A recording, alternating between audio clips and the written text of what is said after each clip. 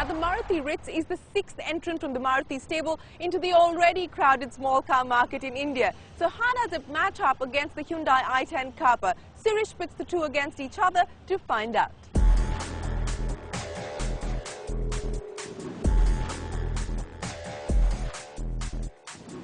Spoiled for choice? You bet. I've just been going through the buyer's guide of Overdrive and I've counted 18 small cars. That's 18 small cars, not including the cars that will come by end of this year and early next year. And that's not including, and I'm not exaggerating, the hundreds of engine and trim variants that you can buy today. It's a confusing market and you will rightfully be confused. Hell, even we are confused. And that's why we're going to keep things simple today. Today, we have just two small cars that are our favorites in the 4 to 5 lakh segment. In the red corner, we have the Hyundai i10, our 2008 car of the year, and a car that's become even better now with the 1.2-liter Kappa engine. And in the brown corner, we had to have a Maruti Suzuki. But this is no facelift of a car that's been around for decades. This is a brand new car. This is the Ritz, and this is a car that I personally feel is one of the best small cars Maruti sells in India today.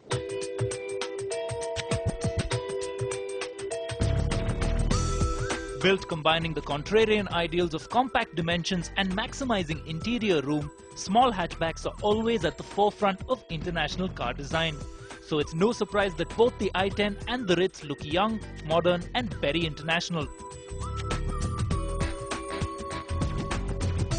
The WagonR was from an era of quirky and, let's face it, frankly unappetizing Japanese styling. The Ritz though, this has been done by the same team that did the Swift. And the Swift is an extremely good-looking car. You can see the same DNA in this car. It looks young, it looks youthful, and it looks dynamic. And especially from the rear, it looks extremely distinctive. That's not to say that the i10 is any less good-looking. But let's face it, the i10 has been around for quite some time. And it's a familiar face. This thing though, it is new and it is distinctive. Not so long ago, the i10 set the standard for small car interiors and ergonomics. The beige interior trim brightens up the cabin and the center console with integrated gear lever was a first for India. The Ritz's interiors are impressive and funky. Bright blue seats, an independent tacho pod and the large speedo are eye-catching yet stop short of being loud. The plastics feel good to touch and everything feels solid. The i10 is your typical Korean tall boy. There's masses of headroom, it's a bright, airy cabin, and there's adequate legroom too. This is classified as a 5-seater, but to be honest, if you squeeze a fifth guy in here, you're being a bit cruel.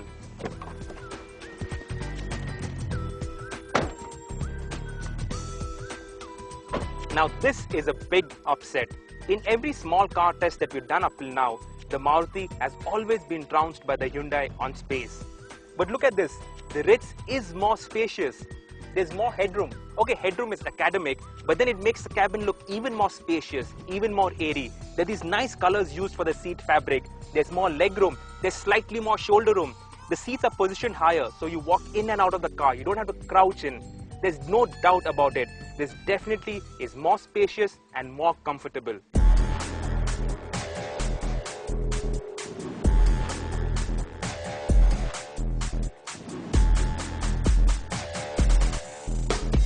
After the first two rounds, it's the Ritz that has drawn first blood.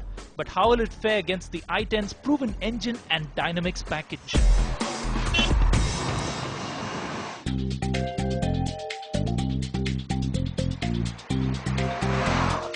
The i10 debuted with a 1.1-litre petrol engine, but the car that we're driving now sports the new 1.2-litre Kappa unit.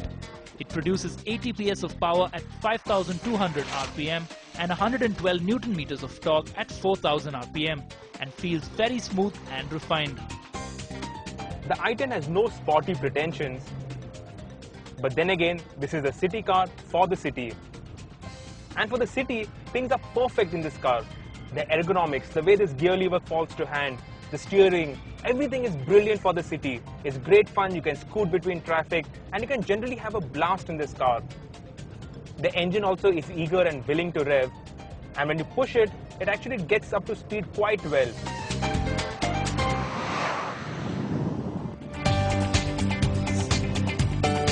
Maruti is hoping the Ritz makes a big splash in India. It enters the market with two engine options, a petrol and the 1.3-litre multi-jet diesel we've seen and loved on the Swift, the Indica, the Linea and the new Punto. But today we're looking at the petrol unit. The Ritz debuts Suzuki's 4-cylinder K-series engine, which is claimed to offer best-in-class fuel efficiency. It's also the first engine in this class to meet BS4 emission norms. And for making a statement of environmental leadership, we got to give Maruti Suzuki a big round of applause. The Ritz also covers the sprint to 100 quicker than the i10 and tops out at 156 km an hour, as against the i10's 142, giving this round to Maruti's challenger.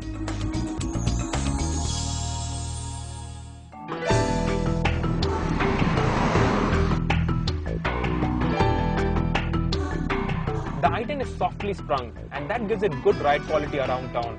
It can absorb potholes, speed breakers with ease, but at speed on the highway, it tends to weave and wallow around a bit. It's not uncomfortable, but neither is it very stable. It handles also quite well, but when pushed, it only has 13-inch wheels on narrow tires, and then it runs out of grip quite quickly.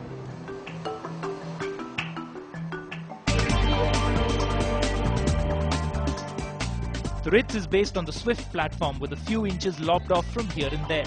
But while the Swift is a very sporty car, this one has a more family-oriented demeanor. But its ride still scores over the i10. Though set up a little stiffer, the ride is supple and it feels far more composed with no wallowing and bouncing at speed. Compared to the i10, the Ritz has a more grown-up feel to it. The steering, for instance, has got better feedback and better precision. The seats, they're wider, they're more comfortable. The ergonomics are as good because even here the gear lever is integrated into the dashboard. And overall the interiors, they're funkier, they're younger. It's got excellent design cues. Overall, this is a happier car to be in.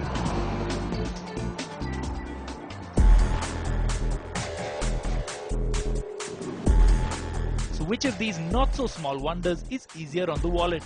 In our test, the i10 returned an overall mileage figure of 15.24 km per litre as against the Ritz's 15.19.